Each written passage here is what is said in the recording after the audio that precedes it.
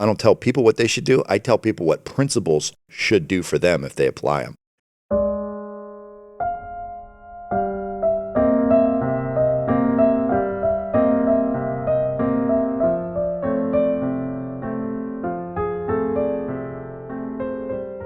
Hey everybody, welcome to the first episode of the new year. Now, we had a pre-recorded episode last week.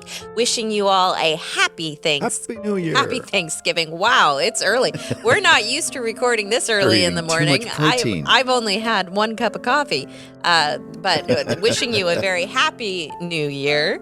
And with the new year is a new Pastor Adam was talking on Sunday about a new you. We all should be waking up each morning with a vision and an idea that we are new creations. Every single morning we've got a new day, and this is a new day. It's a new year, new season for the Jeff Heilman Project. Thank you so much for last year and all of the shares and the likes and the subscriptions. You have grown our little channel from 0 to over 100 subscribers, and something like 45,000 or 50,000 downloads total across all the reels that Andrew chops up every day. For not investing a cent in ads. We haven't done ads yet. Not boosting. We haven't been boosting anything. It's all been word of mouth, and so we totally thank you guys. The reason for that, by the way, is not because we don't have the money to spend on ads. We do. But the reason is because we are more interested in you, in finding the right kind of people to where we don't have to try to pretend to be something that we're not. We can be what we really are. We are experimenting to see can the content speak for itself. And so we thank you guys for sharing that and encouraging us that the content has been speaking for itself. Just to recap, we always post via the podcast, Audible podcast. Don't edit that, Andrew. Yeah, I'm not perfect. Oh, my Lord Jesus, I'm not perfect. True. So we usually do that on Fridays, and then by Tuesday, it's out on YouTube. So those of you who are watching on YouTube, it's cold in here. I'm wearing my gloves. It's like, I'm looking at my watch. I've got my furry leg warmers 47 degrees outside, and we're in an uninsulated, non-heated garage. It is a studio. I mean, when I walk in here, I think of Hollywood. On camera, but the audience is kept below room temperature, just like David Letterman, right? When you go when you watch the old silent reels and you see them entering into the hangars called the stages, that's what I feel like I'm in. So, this is fun. It's fun to be frozen. How's your week been? Good. How was New Year? You went to Idaho. We were in Idaho. It was cold. It's supposed to be down into the 10s this week in Boise. Potentially below 0 Fahrenheit, which for those of you in EMEA is when it's cold. I just prefer it to have recently snowed because that makes it fun. If it's just cold, then it's like, I don't want to go outside and there's nothing to look at. Why am I doing this? Exactly. I am a sunshine girl, and I like anybody who does. California is the place you ought to be. Really, there's I like moderate temperature, I guess. I like no weather. Moderate, which is anywhere between 55 and 72. Yeah, when you walk outside. Preferably sunny. When you walk outside, and we call it no weather when you're in Hawaii, or you walk outside and it just feels room temperature without the room. It's like, wow, okay, it's not hot, it's not cold. It's perfect. I like perfection Nothing in weather. Wrong with perfect. So that's good. So your week's going good. You're back in the swing of things. You've got some travel coming up. I've got some travel scheduled. Got some national and international travel coming up for work over the next few weeks, and hopefully some downtime in there, some rest. Christmas was hard for all of us, I think, with your grandpa's passing, and just the work that we all had to do. Like, I was traveling, I was gone, and I couldn't help with your celebration of life. It didn't hurt that you started listening to Arnold Schwarzenegger's new book. Oh, that book is so good. And decided that you were going to go. If you don't like Arnold Schwarzenegger, I would still get the book, but only because... And it's life principles. It's something great to reference as you go through it. You decided to go, 7 days a week and get your Arnold on, so you've been in a lot of physical pain. I got my Arnold on. I'm basically starting to like it now. That's good. Like, if I'm not in pain, then I didn't do the work that day. That's what most athletes and anybody has to say. Sometimes you need a day off just to let your body recover, because I've been beating my... Well, if you don't take a day off, your body's going to make you take a day off. Yeah, your body will get sick and then say, Exactly. So today's topic of conversation Small versus as we big. move on is Size matters okay. in your decision making. The difference between we've talked If I in can the get past. a smile out of Andrew, I know I'm doing something right. He doesn't chuckle that much, but if I Yeah, can get him well- to smile. Andrew, by the way, is our producer. He's our 17, third- almost 18-year-old. third oldest son, Mhm. almost 18, and is our producer. He does all the cuts, all the camera work, all of the editing, all of the posting, and we're basically completely held hostage and dependent on him for our final copy. So thank you, Andrew, for doing Thank this you, episode. Andrew. You're welcome. So we've talked in the past about making sure that we do not treat our projects. A project, by definition, according to David Allen in Getting Things Done, is anything that lasts longer than 20 minutes. If it takes you 20 minutes to complete, it is not a task. A task is like, run to the store or, take the garbage out. Simple task, easy, under 20 minutes. So anything that takes longer than 20 minutes is a project. Everything that is less than that is a task, and their tasks are not bad. Projects are not better. Just because it takes longer and just because it's a project does not mean it's more it's more glory than tasks, because you need tasks and projects to function. So the concept of today's episode with small decisions and big decisions is that we all have big decisions, which are like projects, and we all have small decisions, which are like tasks. But too often, as we were talking about this subject, too often we've made really great big decisions, like, going through and getting that MBA, going through and starting that business, going through and getting married, staying married, going through and having children. Great big decisions that have been made wisely and with much consideration and much thought and mentorship and counseling and all of these things. And then we make small decisions. But for some reason, when we make a stupid small decision, like maybe eating that piece of cake, and then you're trying to lose weight, you're doing your 7-day workout every single day, and then you go make a little dumb small decision, which is to have a piece of cake. And then for some reason, our subconscious brain will only remind us of that piece of cake that we had and not the commitment that we have just completed by having gone to the gym for 7 days in a row.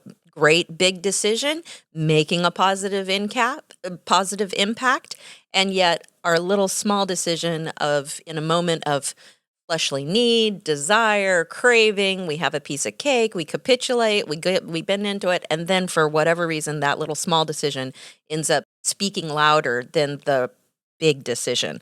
And so what today's episode is all about is we want to make sure that we are treating each with impact, that we recognize that small decisions can make a positive impact, big decisions make positive impacts. But we definitely don't want to get hung up by letting little things like little negative small decisions trip us up in the watching of the materialization of these big decisions that we've made. What do you feel about, or what are your thoughts regarding small decisions and big decisions and allowing the two to have their own place and being able to separate the two, but yet have them both work cohesively together? I think the context matters, Absolutely. right? How many times have we had a text message where we don't get the context of the voice inflection or tone? I had a difficult conversation yesterday with somebody that didn't want to have it.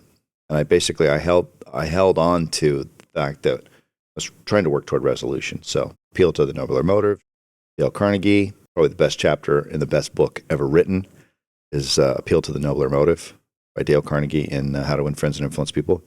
If you're doing that consistently, I would say there's pretty much nothing that you can't accomplish in life if you're really appealing to the nobler motive. And I was trying to get the context right around a text message that did not come off very well with me as the audience. And so we put it in the right context, and then it made sense.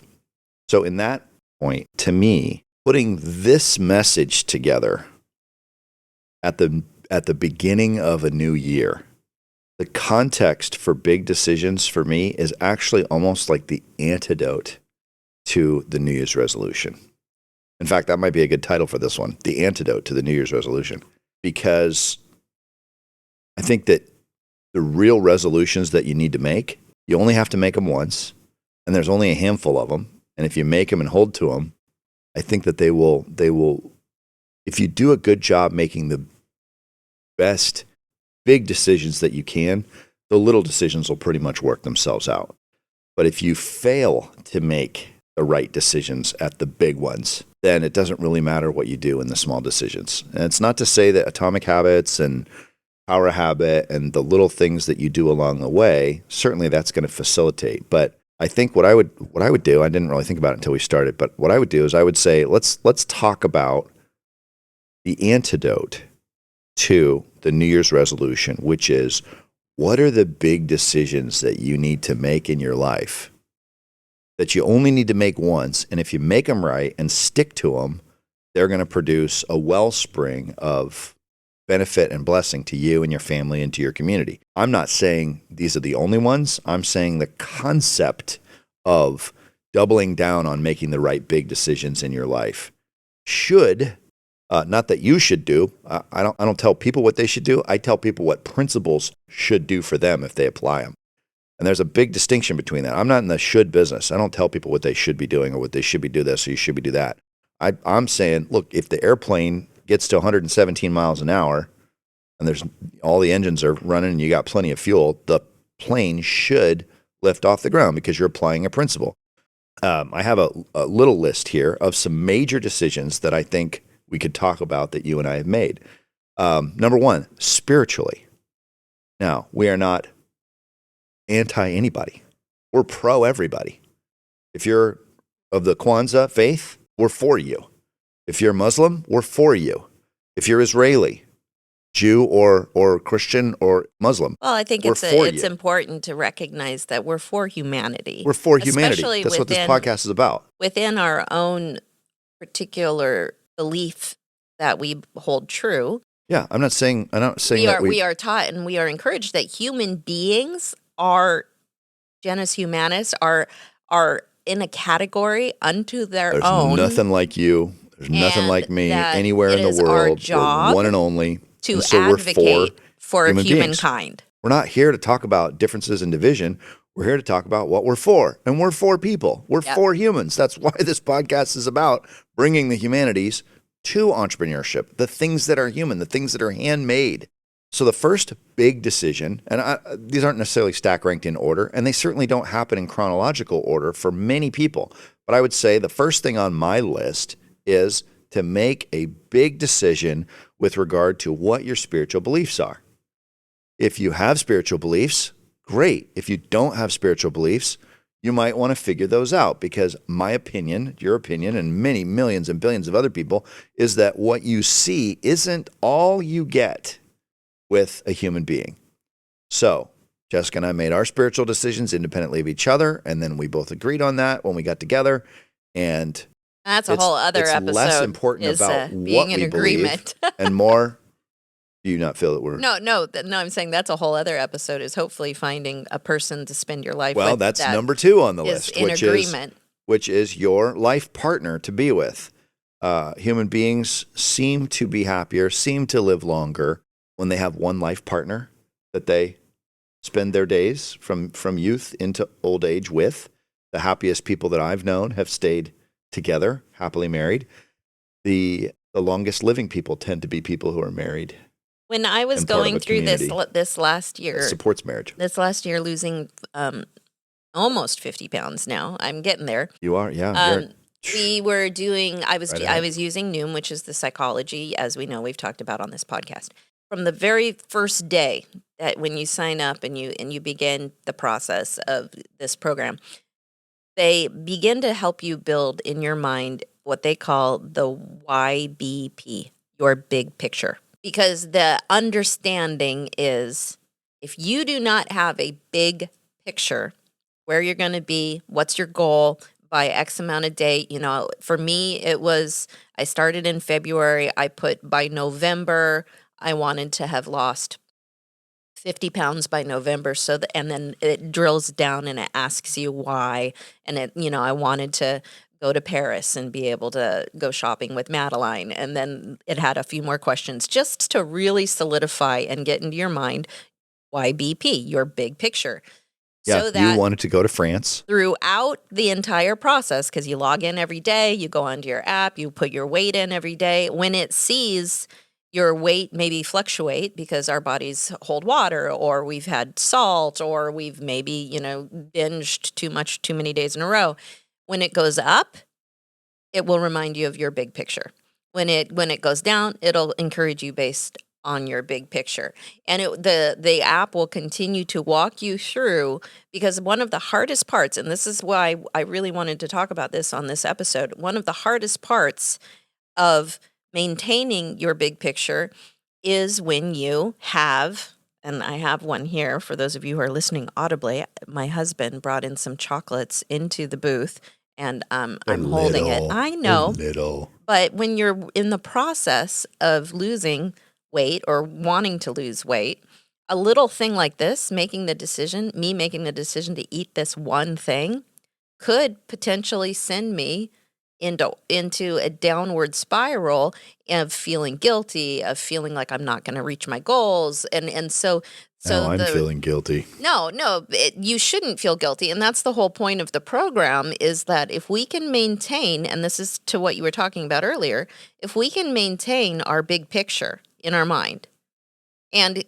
continue to be reminded of our big picture and that major decision, then even when we make a small decision like this one, eating this chocolate, it's not going to negatively impact the big decision, because since I'm focused on my big decision, I know the best way to counteract eating this. If I want to eat this right now, I'll just have salad for lunch.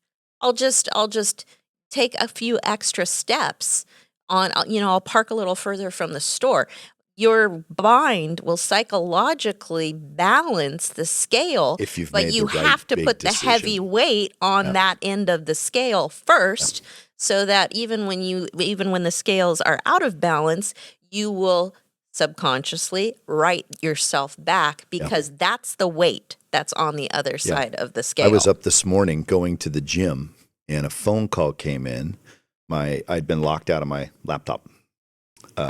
Couldn't figure out how to I updated to the new operating system, and my laptop was locked. I couldn't get into it.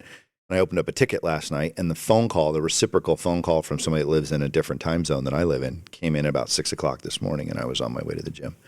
And I made the decision to turn around and take the tech support call, which I needed to be physically in front of my laptop in order to get it to work. And I ditched going to the gym today. Now, normally I would be up and going to the gym much earlier than 6, but I was up late last night, had a long couple of evening guitar sessions. I played till my heart was content. But I was able to comfortably ditch going to the gym, and I didn't feel guilty about it, because the big decision is I wake up every morning at 3:00 and I go to the gym. Well, I think that your big decision is that you want to be a fit model. I mean, you've got some pretty specific goals for your big decision. And going to the gym every day is one of those major decisions. I want to have the kind of body that belongs in magazines. Right. And I want to do it at 50. And so just because you didn't go at 6:00 this morning doesn't mean that I'm giving up on my dream or anything. I just had something that temporarily was a small decision that was a higher priority, because now I can be productive at the very beginning of my day.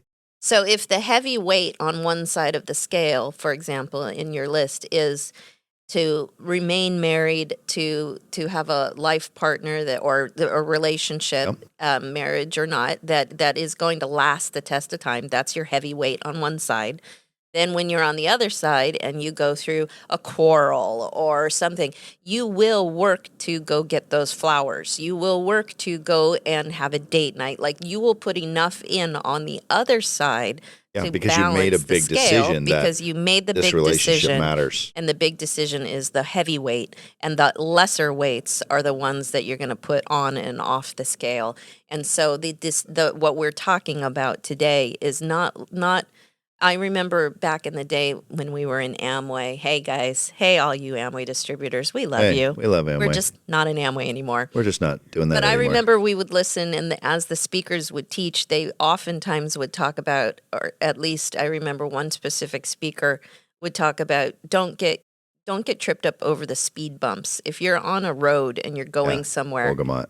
and you've hit a pothole or a speed bump, don't get out of your car and look at that and get all hung up on the fact that you got momentarily displaced. If you understand the principle behind the balancing of the scales, that there is a yin and a yang, there's a balance. In fact, to Djokovic everything. did a 60 Minutes interview about a month ago, and he talked about, they asked him, how'd you become the best tennis player in the world? And he basically said, I conditioned myself to use throwing my racket or screaming or something to get all the negative energy focused out and away from me so I could recover from the speed bump faster than my opponent.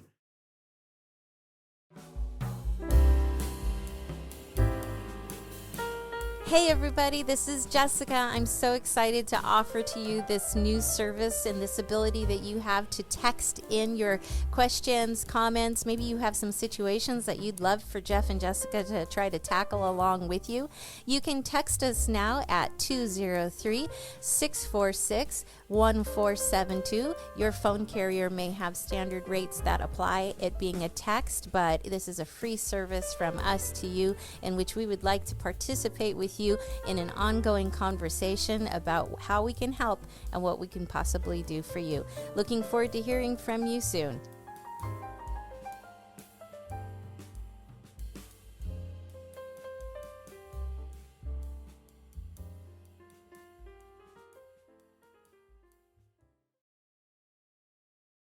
When you can understand and embrace the concept that there's a balance to nature, that there's a balance to the universe, There's a yin and a yang that to everything. That there is a positive and a negative, that there's a reciprocal to everything.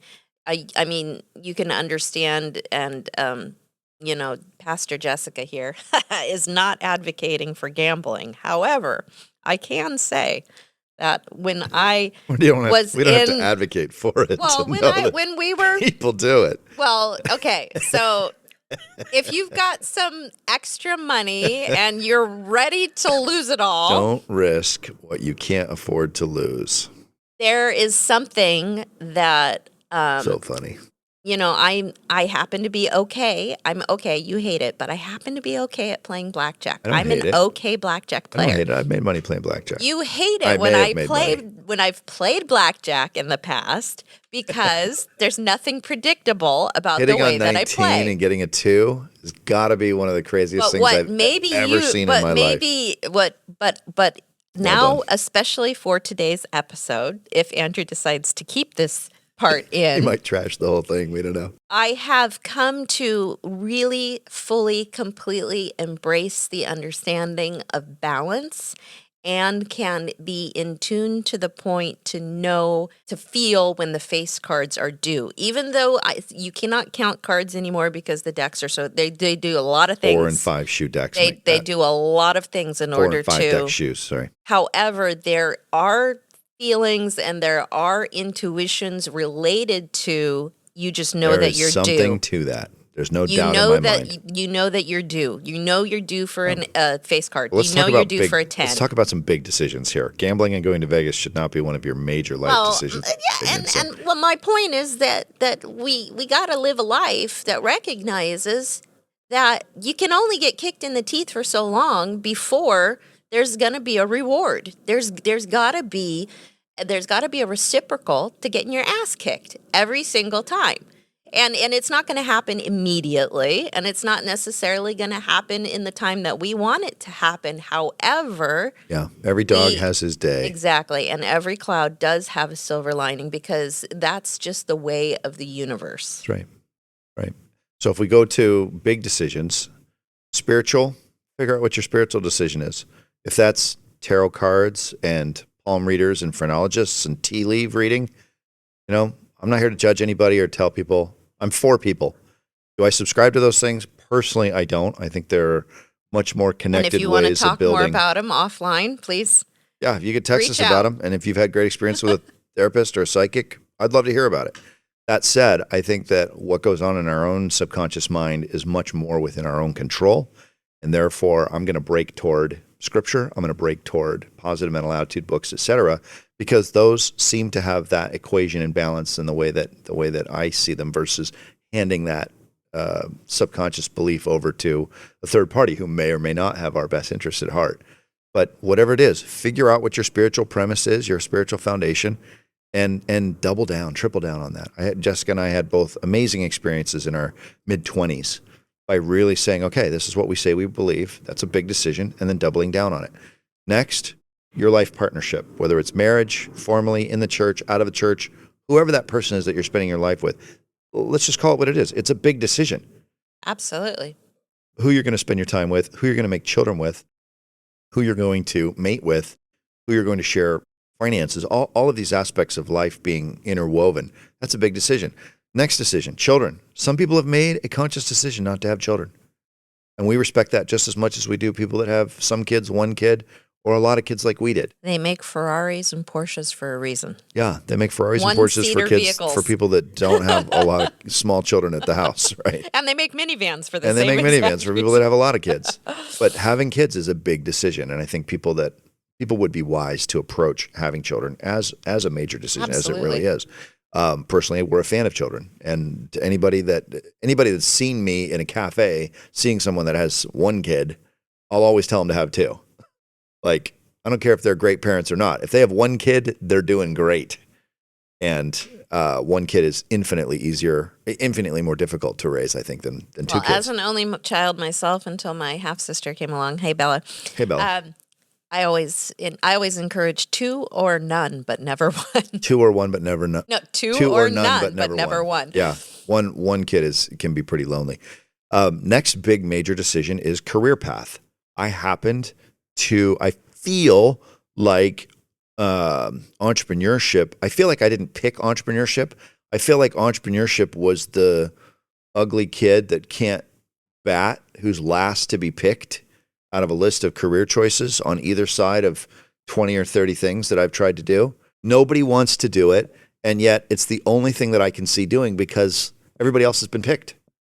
Everything else has been picked for me to do, and everything else that I've tried, I've either gotten fired at, capped out in income, and I've done entrepreneurship for a good portion of my life, and I failed at just about everything I've ever done in that area too, except that there was upside. Well, now I've always interpreted entrepreneurship as the definition being moving things from a lower yield to a higher yield, right? Yeah, which Being to me able just see makes that. sense. That's the only thing. And Like, so- how do we and take to me 500 pounds of grain and turn it into 50,000 So by pounds? that definition, entrepreneurialness is not a vocation, it is a calling, because people can either have that gift or not. And the reason why I bring this up is very poignantly, Kiyosaki believes everyone has the ability to be an entrepreneur and work for themselves. I think everybody does have the ability. Okay, but Trump happens to believe that not everybody is gifted in order to do such. Well, that's also not true. Everybody, not everybody is everybody gifted. can. Apparently, clearly, I No. am not one of those. Not everybody gifted can souls. be in business for themselves, and so the two of them often come at an impasse, and then they kind of agree to disagree because Trump believes that there are people that just can't. And the reason why I bring this up is that I don't think that everybody thinks like an entrepreneur. I think that is a gift and that is a calling to be able to see the ability to move things from a lower yield to a higher yield. I would have to agree. And that doesn't Because mean that people can't learn to think like an entrepreneur. I think you can be trained to begin to see patterns in moving things from lower to higher. There are certain people who have been given the ability by way of gift, calling, personality, upbringing, whatever, that they can just see it. They can just see it before it's happened. They can see a lower yield into a higher yield. And you have that same gift, which to me does not mean that you're the left behind one who doesn't ever get picked. So when I say left behind, all of that, right? Let's take a look at what entrepreneurship is. Number one, you're risking financial insolvency every single day of your life. Possibly. Unless you're Number a successful entrepreneur. And then hopefully... even as you're successful, the more successful you become, the more important it becomes to figure out, how do I take this one-trick pony, turn it into a platform that I can actually... Walt Disney was continued to live on the edge even Walt up Disney until the was end. near bankruptcy until he was almost 55 years old when Disneyland finally opened. Then it was like, all right, the money started to show up. Yeah. So you're risking financial insolvency every single day of your life. Number 2, you're dragging your friends, neighbors, relatives, and investors down a rabbit hole with you, to which the odds of them getting a return on their investment is low. Number 3, you're working 3 times more hours than the average human being. Number 4, you're going to trade units of health in exchange for units of potential upside and wealth. Number 5, you're going to fail 3, 4, 5, 6, 7, 8, 9 times, not only risking failure, but actually experiencing it.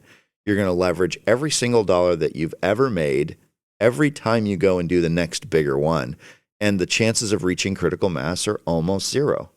On top of that, you're going to go and beat your head against the wall working jobs that you probably hate, working for managers that aren't nearly as smart as you think you are, and all for a pittance in order to get ready to pay another $1,000 entry fee back into bull riding or a professional golf tournament so that you can try to get one more time to the mountaintop. And this cycle then becomes an addictive loop that says, I sure would like to do something that wasn't as catastrophic for my personal, professional, familial, and physical life, but I just don't know what else I would do.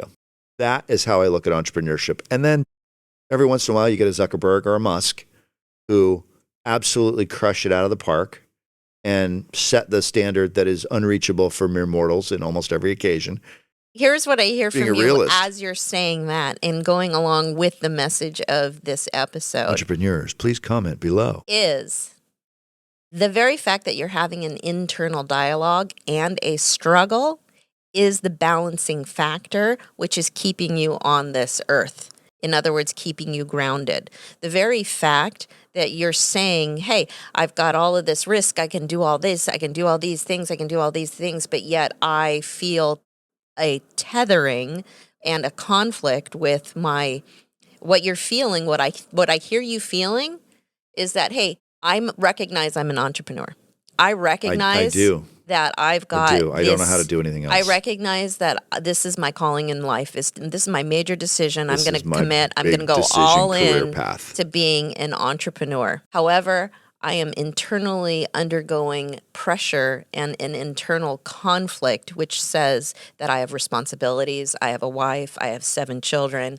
There's risk associated with being an entrepreneur. There's pain. There's and exhaustion. That right there is the balance of the scale to your entrepreneurialism. The very fact that you consider your family, the very fact that you consider being responsible, the very fact that you consider and are strategically choosing positions in which you can have health insurance or benefits or XYZ is what has brought balance to, you could go and be you could be the next Elon Musk or the next Zuckerberg or the next tycoon. However, at what cost? Many of the people who have gone all in without that internal balance. Want their life. I want my life. Without that internal balance in which you are figuring out. I'm not trying to be somebody else in my entrepreneurial journey. You could end up risking losing your entire support system because you've gone so far onto the weighted side of the scale and you've become so far that the other side just can't keep. There's no amount of weight that you can put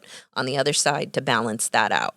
And so when you consider your family, when you consider your, the small decisions, the day-to-day decisions that I'm going to put my laptop away, I'm going to spend, instead of going all in to being this entrepreneur who's up until 3 o'clock in the morning doing all these things. And there's balance to that. You are putting the small tokens on the left side of the scale and saying, my big picture is that I'm all in as an entrepreneur. And my little steps along the way is I'm going to take this in bite-sized pieces because it is a lifetime commitment. Yeah, and that's what I would say if you go to the big decision part of it is that I don't feel like I've got to be successful right away. And that it doesn't mean I don't have a sense of urgency. It just means that I want to be the kind of entrepreneur that keeps their family intact. The word that I used for this big decision is career path. And I've double, triple clicked on etymology research, going all the way back to Latin and figuring out what does the word career mean? It actually means a path. It's a path. It's not a job. It's not your occupation.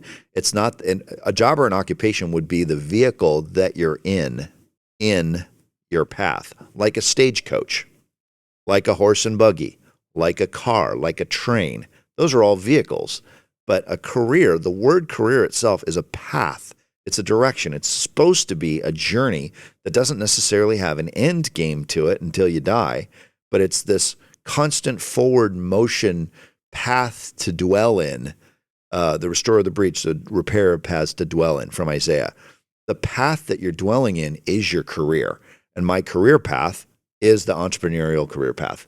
That's the only one that the ruts in the road match the wheels in the cart that I can see. I can't see waking up and not having a yellow manila envelope to put my receipts into so that I can put them in my accounting box for filing my taxes at the end of the year with the Schedule C. I can't see not doing that. I can't see not writing off my cell phone or my internet access or the miles for my car. I can't see not getting deductions. I can't see not getting to scale. I can't see a life that exists outside of the free enterprise system as a participant in the system versus an observer, even though our business is not providing the majority of my income right now. It's coming from a W-2 job. Even though I lost a consulting business, I lost a direct selling business, I lost a merchant account business, I lost a professional services business, I lost a painting and cleaning business, I lost a tennis racket stringing business, I lost an auto detail business, I lost a light maintenance and job site cleanup construction business, I lost a lawn care maintenance business. This is the path for entrepreneurship. And because I made the big decision as an entrepreneur, I can say, yeah, I've failed, been fired, laid off, gone out of business, or been managed out of a business, one of which I even co-founded by a management team that disagreed with the direction that I was trying to go over 30 times. And I'm not even 50 yet. But if I look at each of those individual things within the context of the career path of being an entrepreneur, it's like, yeah, that's about right. That's about where we should be. And I think it's important that those that are listening would hear that what we're talking about in the game of life is we're talking about not how many hoops are made, but how many hoops are being missed. There is a certain percentage. You don't want to miss the big ones. There's a certain percentage when you're playing ball of misses, and there's far more misses than there are actual. Yeah, in the business they call it points. majoring in the majors. Right? I've had people that try to go sideways on me about the spelling of a word, Old English versus New, whiskey with or without an E, and a big old long discussion about it. Why? Because people are trying to feel important. I understand that.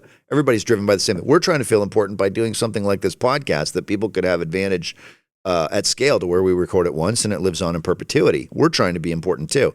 But you show me how somebody gets their sense of importance, and I'll tell you what kind of person that is and what kind of life they're going to end up living. And I recognize that you have a bunch more decisions, major decisions on your list. Let's make a line in it. Maybe we'll put a pin in those and we can have more to talk about next week. This word, I'm 40, I'll be 47 years old in a couple weeks. Yay. And in 47 years, I've never had a word for the year, not once. And I've heard so many people talk about, oh, my word for the year is this, my word for the year is that. The word, and you guys heard it, I think it was in the New Year's Eve message last week, that the word for this year, for 2024, in my heart and in my home is impact.